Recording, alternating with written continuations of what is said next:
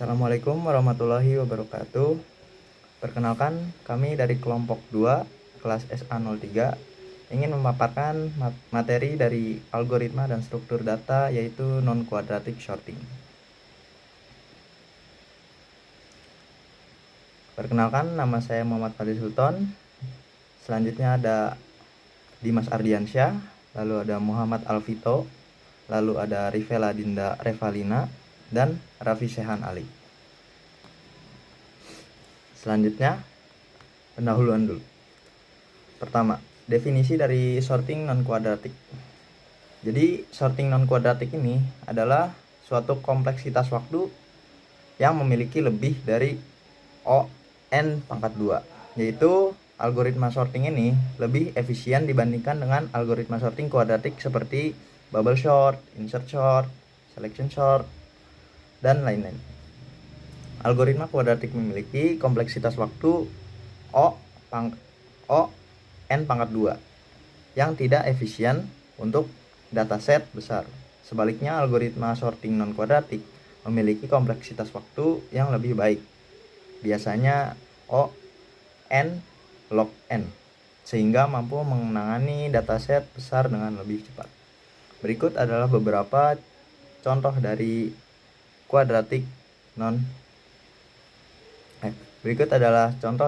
sorting non-kuadratik.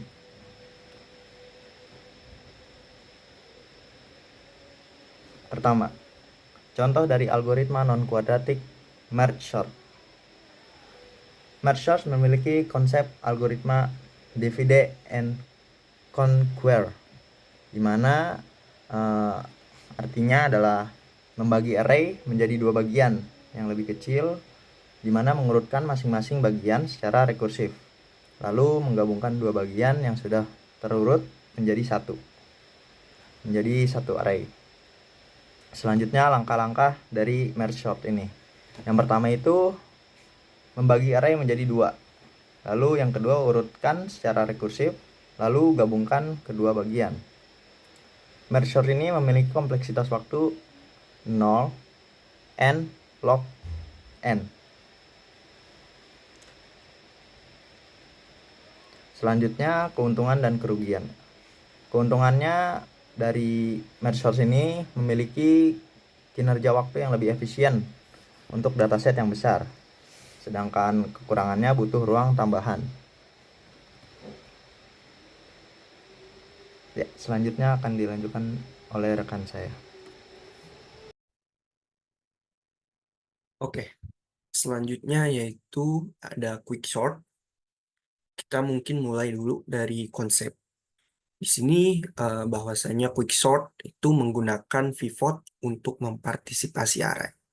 Jadi maksudnya ialah algoritma divide dan conquer yang memilih sebuah elemen sebagai pivot dan mempartisipasi array menjadi dua bagian.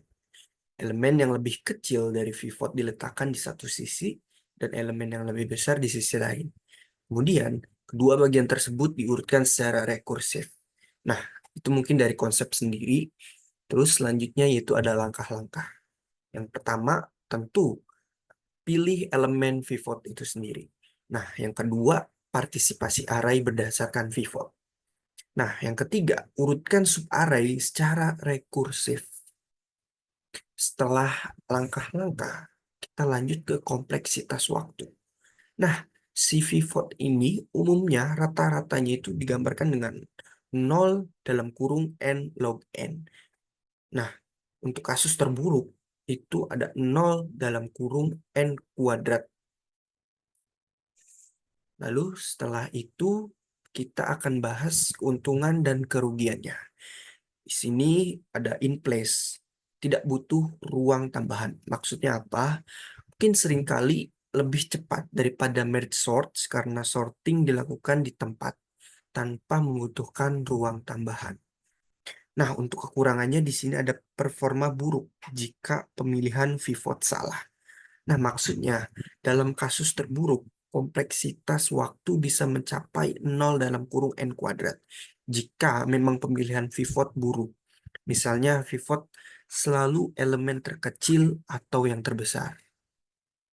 Oke, selanjutnya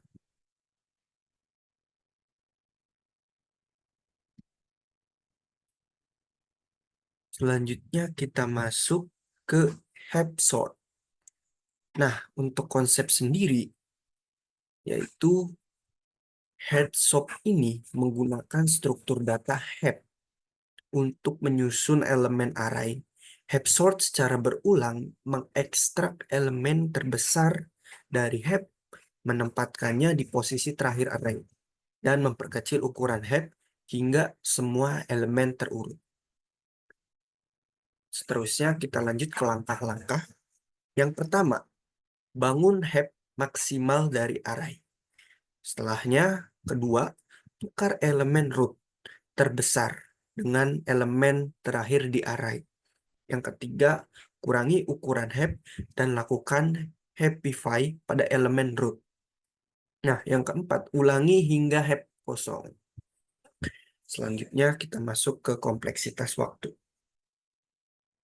Nah, kompleksitas waktu si heap sort ini adalah 0 n log n. Selanjutnya kita akan membahas keuntungan dan kerugian dari heap sort. Nah, untuk keuntungan sendiri di sini tidak membutuhkan ruang tambahan. Maksudnya apa?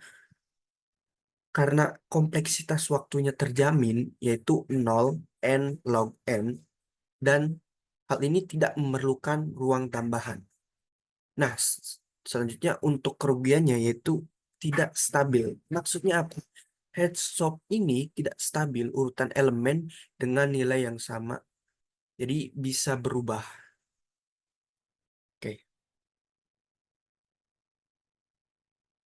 Lalu selanjutnya di sini ada algoritma kuadrati atau radix sort. Nah, radix sort sendiri ini memiliki konsep konsep mengurutkan berdasarkan digit atau karakter. Jadi maksudnya itu radix sort ini tuh bekerja dengan mengurutkan elemen berdasarkan digit atau karakter atau karakter mereka dimulai dimulai dari digit yang paling rendah sehingga digit yang paling signifikan. Kemudian algoritma algoritma ini biasanya digunakan untuk mengurutkan bilangan bulat atau string. Nah, terus kemudian Dixort sendiri memiliki kompleksitas waktu yang dimana O, N, K, di mana K adalah jumlah. Nah, langkah-langkah langkah-langkah dari Dixort ini yaitu yang pertama tuh menggunakan elemen berdasarkan digit paling paling sedikit signifikan atau digit yang paling terakhir. Terus kemudian yang kedua itu mengulangi proses untuk digit digit yang lebih signifikan atau misalnya digit digit kedua terakhir dan seterusnya. Kemudian yang ketiga adalah melanjutkan hingga semua digit sudah diurutkan. Nah, keuntungan dari Radixor sendiri yaitu memilih waktu yang memiliki waktu yang linear ONK pada dataset tertentu sehingga lebih cepat dibandingkan algoritma berbasis perbandingan seperti Quicksort dan juga ataupun Medisort. Nah, tetapi kekurangannya sendiri yaitu Radixort sendiri hanya bekerja untuk bilangan atau bentuk. Maksudnya itu Radixort sendiri hanya digunakan pada data dengan tertentu seperti bilangan bulat atau string. Nah, dan juga membutuhkan peluang tambahan untuk array batu. Nah, kemudian selanjutnya di sini ada shell sort. Nah, shell sort sendiri memiliki konsep yaitu versi pengembangan insertion sort dengan jarak antar elemen. Atau maksudnya yaitu shell sort merupakan pengembangan dari insertion sort yang mana mempercepat proses sorting dengan mengizinkan elemen bergerak dalam jarak yang jauh dari pada awal iterasi. Dan juga kemudian jarak tersebut sempit sehingga menjadi satu atau insertion sort standar. Nah, kompleksitas dari source sendiri yaitu n n 15 sampai o n log n.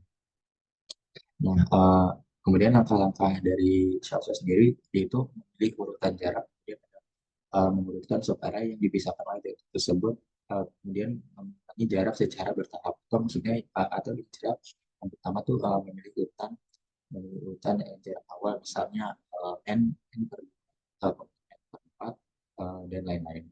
Nah, kemudian yang kedua itu mengurutkan elemen yang dipisahkan oleh jarak tersebut. Nah, kemudian yang ketiga itu mengurangi jarak secara bertahap hingga jarak menjadi satu. Nah, tapi Salesforce sendiri memiliki kelebihan dan kekurangan yang kekurangan itu lebih cepat dari Salesforce untuk dataset besar. Eh, Terutama jika jarak awal yang dipilih tepat. Nah, tetapi kekurangannya itu kompleksitas tergantung pemilihan jarak atau kompleksitas waktu pada pemilihan urutan jarak dan juga dalam kasus terburuk bisa mencapai kuadrat. Pada slide berikutnya kita punya perbandingan algoritma sorting non-kuadratik. Di sini ada algoritma merge sort, quick sort, heap sort, radix sort, cell sort.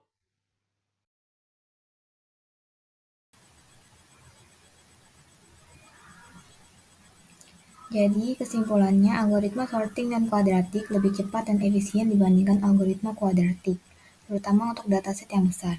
Beberapa algoritma seperti merge sort, quick sort, dan heap sort punya kompleksitas waktu rata-rata O(n) log n yang membuatnya jauh lebih cepat dibanding algoritma seperti bubble sort yang kompleksitasnya O(n kuadrat.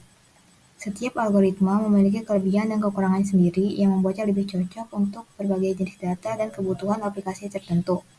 Pemilihan algoritma yang tepat dapat sangat meningkatkan efisiensi program atau sistem yang sedang dikembangkan.